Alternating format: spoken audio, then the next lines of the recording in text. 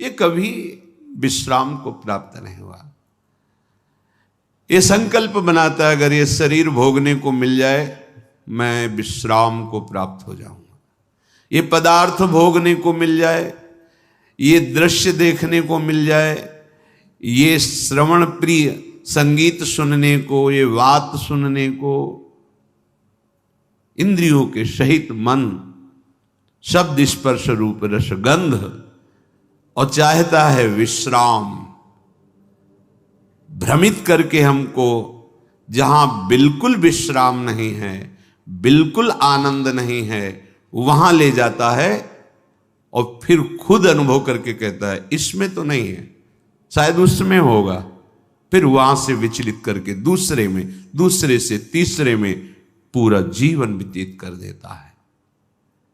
कब हूं मन, पकड़ो तो इसकी चाल को, ये छलिया हमको छल रहा है और हम अपने आप को इसके अधीन करते चले जा रहे हैं, और उसकी चाल को ना समझकर हम समझते हैं ये मन हमें सुख देगा, जो कहता है वो मुझे कर लेना चाहिए। गलत सलाहकार है, फंसा देगा, पराजित करा देगा, बंधन में डलवा देगा। जैसे जिस राजा का मंत्री यदि गलत सलाह दे तो राज्य नष्ट हो जाता है, यदि वैद्य गलत सलाह दे तो मरीज को रोग पूर्ण रूप से अधीन करके नष्ट कर देता है। यदि सद्गुरु शिष्य के अनुकूल होकर बोले तो उसका नाश हो जाता है। शास्त्र के अनुकूल, सिद्धांत के अनुकूल तो उसको परमात्मा प्राप्ति होती है। ऐसे ही इस मन रूपी सलाहकार ने मुझ भगवद अंश को ऐसी सलाह दी कि शब्द स्पर्श रूप रस गंध, ये जो माया रचित हैं, इनके भोगने में बड़ा सुख है। जहां जहां कहता है वहां वहां, जो जो क्रिया कहता है वो क्रिया, जैसे जैसे कहता है वैसे वैसे।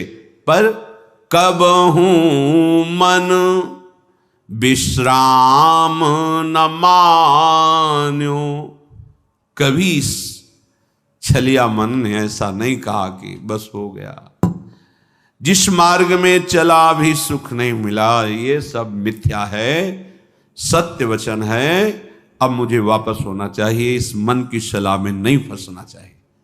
पर नहीं, उसी छलिया मन का साथ देकर, इतना साथ देकर कि स्वयं मन बन करके, कि मन मानो मैं हूं, मन को अच्छा लगा मेरे को अच्छा लगा, मन को बुरा लगा मेरे को बुरा लगा, इतनी तन्मयता, यही हमारा पतन है। यही हमारी मायाकृत आकर्षण की वृत्ति है जो हम समझ नहीं पा रहे। निशिदिन भ्रमत विसारी सहज सुख, जहां तहां इंद्रिन तान्यो, कब हूं मन विश्राम न मान्यो। रात दिन जैसा इसने कहा, इंद्रियों के सहित वैसी ही चेष्टा की, पर सहज सुख जो हमारा स्वरूप है, चेतनामल सहज सुख राशि, हम अपने स्वरूप का विस्मरण करके, हमारे ही बल से बलवान होकर इस मन और इंद्रियों ने हमें फंसा दिया, दुर्गति कर दी। अपने सहज सुख को, जो आत्मस्वरूप है, जो आराध्य देव हैं, सहजानंद वर्षिणी श्यामा जी, इनके नाम सुख को, क्या पैसा लगता है नाम में? अंदर ही अंदर राधा राधा राधा, किसके सहयोग की जरूरत है? कौन सी क्रिया के संपादन की जरूरत है? राधा राधा राधा। अब नाम स्मरण करते हुए जो धर्म कर्म है खूब करो, 10 गुना लाभ बढ़ेगा। 1 अंक विराजमान कर दिया, फिर शून्य बढ़ाते चले जाओ, 10 गुना उसका महत्व बढ़ता चला जाएगा शून्य का। 1 हटा दो, सैकड़ों शून्य बना दो, कुछ नहीं हाथ लगेगा।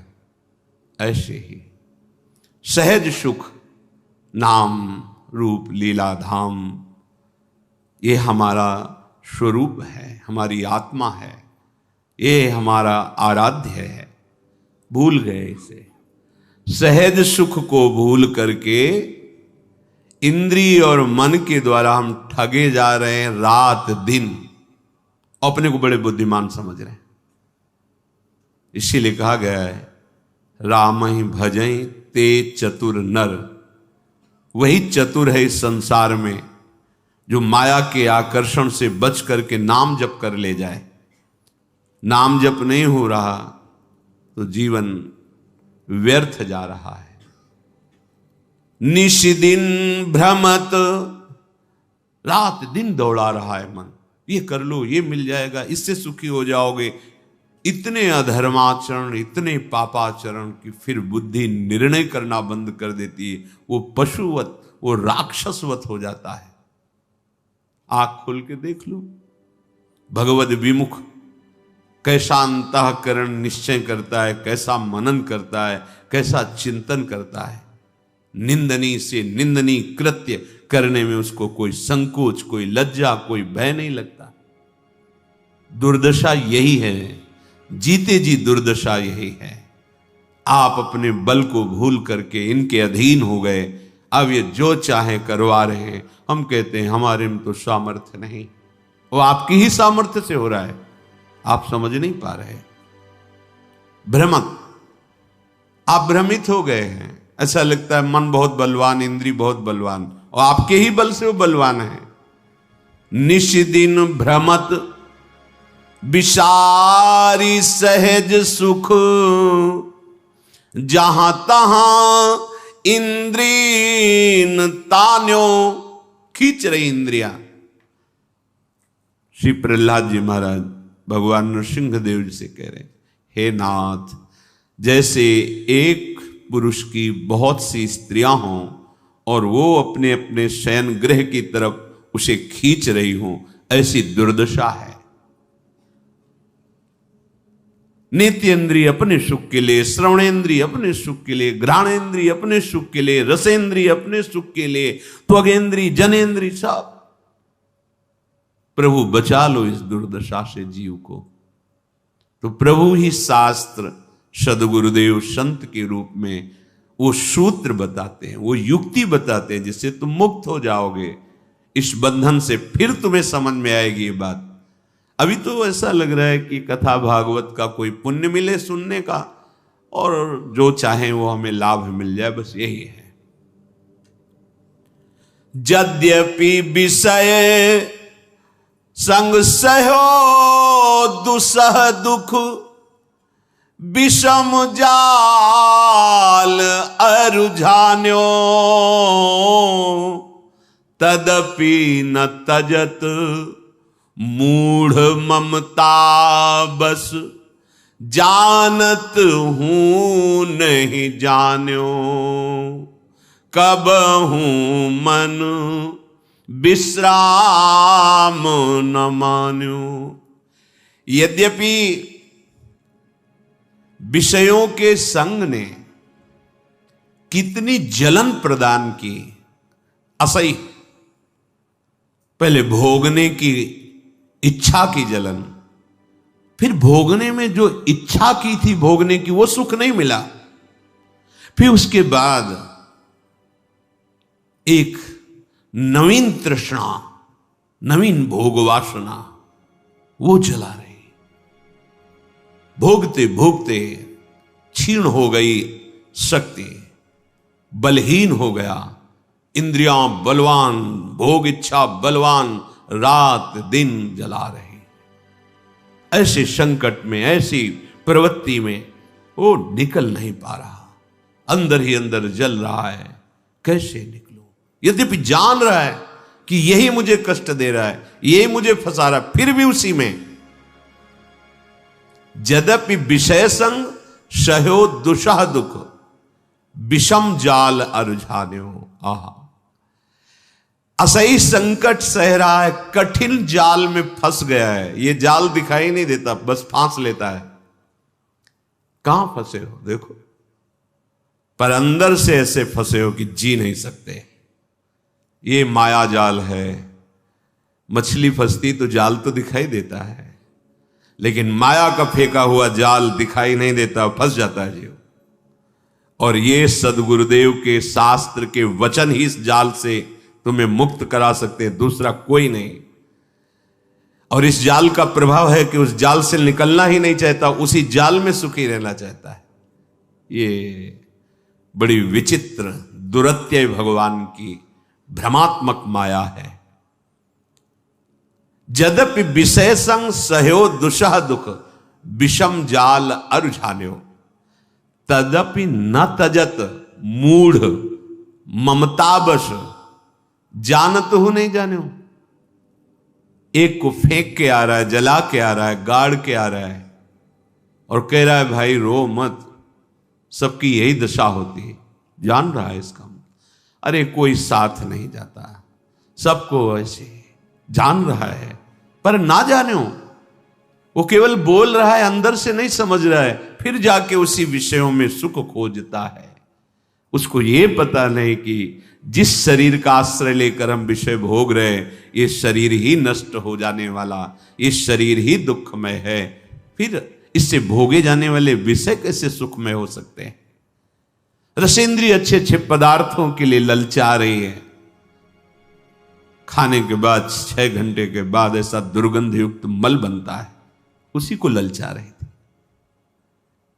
कैसी कैसी मायाजनित जाल के फंदे जिसने हमें बांध रखा है। अरे केवल प्राण पोषण करो, धर्म युक्त कार्य करो, निरंतर नाम जप करो और छूट जाओ इस शरीर बंधन से। ये समझ में ही नहीं आता। तुम अविनाशी हो, शरीर विनाशी है। शरीर से जितने भोग भोग रहे हो, ये सब मायाकृत जादू का तमाशा है, इनकी सत्ता ही नहीं है। बस प्राण पोषण करो और प्राणनाथ का भजन, उनकी आज्ञा के अनुसार मुक्त हो जाओगे इस माया खेल से।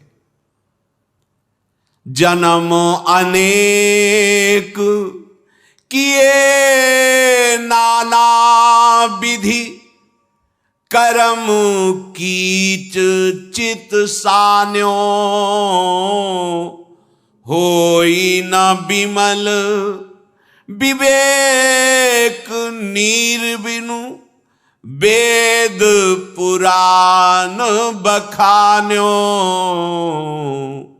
कबहू मन विश्राम न मान्यो। बहुत जन्म हो गए, अनेक जन्मों में बहुत से कर्म किए, और ये कर्म रूपी कीचड़ में ऐसा फंसा लिया, हम निकल ही नहीं पा रहे। एक कर्म बख्शने वाला नहीं। एक एक चेष्टा इस भूमि पर जो आप करेंगे, एक कर्म भूमि है। इस भूमि पर इसीलिए शब्द कहा है। अन्य लोकों में वही कर्म करोगे जो तुम्हें भोग भोगने, बस नवीन कर्म नहीं होता। देवलोक में नवीन कर्म नहीं होता कि आप नया अनुष्ठान कर्म कर, नहीं, अपने किए हुए अनुष्ठान का शुभ फल भोगो। नरक में अपने किए हुए अशुभ कर्मों का, पाप कर्मों का फल भोगो। अन्य लोकों में भी ऐसा है, एकमात्र ये। इसीलिए यहां जन्म लेने के लिए देवता भी ललचाते हैं। बड़े भाग मानुष तन पावा, सुर दुर्लभ सदग्रंथन गावा। ये कर्म एक एक सेकंड का हिसाब है। आप क्या बोल रहे हैं, क्या देख रहे हैं, कैसे पूरा का जितना समय दिया गया 80 वर्ष 100 वर्ष, तो जिस दिन आप इस भूमि पर प्रकट हुए उसी समय से शुभ अशुभ कर्म का भोग लागो, और जहां चेतना जागृत हुई नवीन कर्म वो आपके ऊपर। शास्त्रीय सिद्धांत से शायद 14 वर्ष की अवस्था तक मांडव्य ऋषि धर्मराज से व्यवस्था बनाई थी, क्योंकि उस समय पूर्ण चेतना धर्म की क्या वृत्ति ये नहीं जागृत होती, तो उस समय तक के लिए तो इसके आगे जो कर्म होते हैं उनका एक एक हिसाब होता है। ऐसा ना समझो आप जो हंसी मजाक कर रहे हैं, आप देख रहे हैं, बोल रहे हैं, छू रहे हैं, ये सब आपका रजिस्टर है, बढ़ रहा है। किस विषय में आप बोले, क्या बोले, उस बोलने में क्या दोष था, आपने क्या क्रिया की, वो सत्य शास्त्रों की सम्मति से है या निषेधात्मक है, उसका फल आपको मिलेगा। और यदि एक आप युक्ति सीख गए कि अब जो मैं कर्म करने जा रहा हूं वो श्री भगवान की प्रसन्नता के लिए होगा और भगवान के द्वारा दिए बल से होगा, वो कर्म बांधेगा नहीं, और जब कर्म हुआ तो पूर्ण समर्पित प्रभु को मुक्त हो जाओगे। पर कहां इतना ध्यान है, अहम इतना स्मृति थोड़ी रहने देता है कि ये कृष्ण प्रीत्यर्थ कर्म करने जा रहा हूं, ये कृष्ण प्रीत्यर्थ कर्म हो रहा है, ये कृष्णार्पणम मस्तु के लिए कर्म हो रहा है, अभी आनंद आने लगेगा। पर नहीं, अहंकार से मैंने किया, मैं करूंगा, मैं जन्म अनेक किए नाना विधि कर्म कीच चित सान्यो। जैसे कोई दलदल में फंस जाए, निकलना बड़ा मुश्किल, ऐसे ही कर्म जाल फांस लेते हैं, निकलना बड़ा मुश्किल। देखो ना, निकलने की सोचो आप, कैसे अंदर पीड़ा पहुंचाते हैं ये सब। कैसे हमारे बिना परिवार कैसे चलेगा, ये कैसे होगा, ये कैसे होगा, चित्त सान्यो, उसमें फंस गया। वो नहीं समझ पा रहा अनंत ब्रह्मांडों का सृजन करने वाला, पालन करने वाला कोई है, वही हमें निमित्त बनाकर करा रहा है। केवल अहंकार के कारण हम उस रहस्य को नहीं जान पाते। होई न विमल विवेक नीर बिनु। गोस्वामी जी कह रहे, जैसे कोई कीचड़ में सन गया हो तो निर्मल जल चाहिए तभी वो स्वच्छ हो पाएगा। तो हमारा चित्त, हमारा मन, हमारी बुद्धि, हमारा अहम, ये मलिन हो चुका भोगों से। अब विवेक रूपी निर्मल जल हो तब ये एकदम पवित्र हो जाएंगे। तभी जब भगवत भाव की बातें करो तो प्रश्न उठाते हैं, सौम्य भगवान कैसे हो सकते हैं, अरे वो कर तुम अकर तुम अन्यथा कर तुम, ऐसा नटनागर है, बस उसको पकड़ा सकते हैं तो गुरुदेव के द्वारा उपदिष्ट मार्ग ही, दूसरा कोई उपाय नहीं। इसीलिए गुरु साक्षात परब्रह्म तस्मै श्री गुरुवे नमः। जिस ठाकुर ने अपनी माया का पर्दा लगा के अपने को ढक लिया, वही ठाकुर गुरुदेव रूप में आकर अपनी माया के पर्दा को हटाने का उपाय बता देता है। उस पर चलो, अभी हृदय निर्मल होने लगेगा। नहीं तो मलिन अंतःकरण तुम्हारा गुरुवाणी को नहीं समझ पाएगा, सदगुरु के वचनों को नहीं समझ पाएगा, और उपहास जरूर कर देगा। ऐसे ये चित्त बिना विवेक रूपी निर्मल जल के, ये मोह ममता रूपी कीचड़ को साफ नहीं कर सकते। विवेक रूपी जल ही होए विवेक मोह ब्रह्म भागा, तब सब विषय विलास विरागा। ऐसा शास्त्र पुराण वेद सब कहते हैं कि विवेक निज हित नाथ पिता गुरु हरिसो हरसि हृदय नहीं आन्यो, तुलसीदास कब तृषा जाए सरखन तहि जन्म सिरान्यो, कब हूँ मन विश्राम न मान्यो, कब हूँ मन विश्राम न मान्यो। आहा, जो हमारा परम हित करने वाले हैं, जो मेरे स्वामी हैं, नाथ, कौन? निज हित। हित जो हमारे स्वामी हैं, जो हमारे पिता हैं, जो हमारे गुरुदेव हैं, जो हमारे हरि हैं, कभी निष्कपट इनसे प्रेम नहीं किया, कभी हृदय खोलकर इनसे, हृदय खोल कर, बड़ा कपटी जीव है। अंतःकरण में तन्मयता के कारण ही भगवद अंश को जीव कहा गया है, देहाभिमानी को ही जीव कहा गया है। बड़ा कपट है। और प्रभु कह रहे मोहि कपट छल छिद्र न, और ये कपट ही करता है। गुरुदेव, हरि, स्वामी, ये सब उसी परम तत्व के पर्यायवाची शब्द हैं। वही एक है। भक्ति भक्त भगवंत गुरु चतुर नाम बपु एक। कहने को उसके बहुत से नाम हैं, वो है एक ही। अपना परम हित अपने स्वामी से होगा, अपने हरि से होगा, अपने गुरुदेव से होगा। जो गुरुदेव, जो हरि। देखो, संपूर्ण गीता जी, संपूर्ण वेद, ये जगत गुरु भगवान ने स्वयं गाया है, ये भगवान ने प्रकट किया है। जितने संत महात्मा सदगुरु जन हैं, सबके हृदय में जो बोल रहे हो भगवान ही बोल रहे हैं।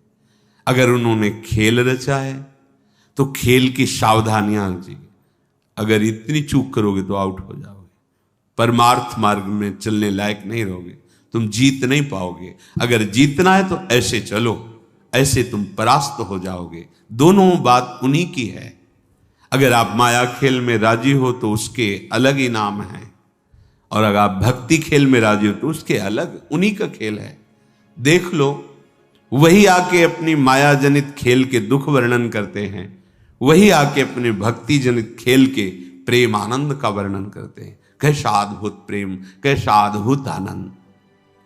ऐसे सदगुरुदेव जो हरि हैं, जो स्वामी हैं, जो पिता हैं, कभी हृदय खोलकर उनसे हृदय समर्पित करके बात, क्यों म्यों अनुकूलता प्रतिकूलता प्रपंच, अरे एक जगह तो ऐसी रखो जहां बिल्कुल खुले। सारा संसार कपट में खेल रहा है, एक जगह तो ऐसी रखो गुरुदेव के सामने। तुम चाहे दंड दो, चाहे आप दुलार करो, आपसे कपट नहीं, आपसे झूठ नहीं, आपसे छिपाव नहीं। स्वामी आप ही तो हमारे परम उद्धार के लिए ये रूप लेकर, अब आपसे क्या कपट करना, असमर्थ हूं, आपकी आज्ञा का इस तरह से उल्लंघन होता है, आप संभाल लीजिए प्रभु, मेरे में सामर्थ्य नहीं, सब ठीक हो जाएगा। भगवान एक बात बड़े जोर से कह रहे हैं, मोहि कपट छल छिद्र न भावा। ये हमारे हृदय में जो कपट का जाल है, ये हमें भगवत प्राप्ति नहीं होने दे रहा। निर्मलता यही कि जो हृदय में, वही वाणी में, वही चेष्टा में, कोई छुपाव नहीं। ये संतों का स्वभाव होता है, जो उनके हृदय में, वही वाणी में, वही उनके आचरण में मिलेगा। और ये छलिया जो असत मार्ग का पथिक है, बोल कुछ रहा है, अंदर में कुछ चाल चल रही, और आचरण कुछ और ही है। जिसका मन वचन कर्म एक हो, वो भगवान को प्रिय होता है, कपट नहीं। हम भगवत चर्चा भी करते तो कपट करके, इसीलिए उसका प्रभाव जागृत नहीं होता। नहीं तो मात्र भगवत लीला गायन से और श्रवण से भगवत प्राप्ति हो जाएगी, और कोई साधन हो ना हो। कितनों को हो गई है, बहुत ज्यादा इसी को स्वीकार करने से हुई है। जो भी परमार्थ की उत्तम गतियां हैं, इन्हीं दो से हुई। भगवत लीलाओं का गायन, भगवत लीलाओं का श्रवण उत्तम शरणागति को प्रदान कर देता। श्रवण सुजस सुनी आयो, कैसे शरणागति हुई, श्रवण सुजस सुनी आयो। पर क्यों नहीं होती? क्योंकि कपट है हमारे हृदय में। चौथी भगत मम गुणगन करहि कपट तज गान। ये एक जगह तो ऐसी रख लो जहां निष्कपट भाव हो। मेरे गुरुदेव, मेरे प्रभु, जैसा हूं आपका हूं। आप ठुकराओ तो आपका हूं, आप पुचकारो तो आपका हूं, आप दंड दो तो आपका हूं, आप प्यार करो तो आपका हूं। आपके सिवा कोई और नहीं, कोई ठौर नहीं। हो गया काम। निज हित नाथ पिता गुरु हरि सो, हरसि हृदय नहीं आन्यो। तुलसीदास कब तृषा जाए, सरखन तहि जन्म सिरान्यो। कब हूं मन विश्राम न मान्यो। यदि तुम कपट छोड़कर हृदय से गुरुदेव का आश्रय लो, उनके वचनों का पालन करो, तो क्या होगा? तुम्हारी प्यास बुझ जाएगी, दौड़ भाग मिट जाएगी। शांति से बैठ जाओ उनकी नाव में। वो खेवैया बहुत चतुर हैं। शांति से बैठना, भरोसा और नाम। नाव में बैठने को मतलब नाम। श्री हरिवंश प्रताप ये भरोसा, नाम नौका और निज खेवक। नाम जप करो, भरोसा दृढ़ प्रभु का रखो, तुम्हारी नाव भव समुद्र से तुम्हें पता भी नहीं चलेगा और पार हो जाओगे। श्री हरिवंश प्रताप, नाम नौका निज खेवक, भव सागर सुख तरत, निकट हरिवंश जो सेवक। अभी संभल जाओ, नहीं तो खोदते खोदते जीवन व्यतीत हो जाएगा और प्यास कभी नहीं बुझेगी। जैसे कुआं खोदना शुरू किया, कुआं खोदते खोदते जीवन की शाम हो गई, लेकिन पानी पीने को नहीं मिला। अर्थात तुम भोगों में भोगते भोगते मर जाओगे, कभी तृप्ति और शांति न मिली है न मिलेगी। अनंत जन्म व्यतीत हो गए, इस माया ने विस्मृति के गर्त में ऐसा डाल दिया है कि हमें लगता ही नहीं कि हमारे पीछे जन्म हुए हैं। कभी प्यास नहीं बुझेगी, कभी मन विश्राम को प्राप्त नहीं होगा। इसलिए अहम का समर्पण, आराध्य देव का अनन्य चिंतन।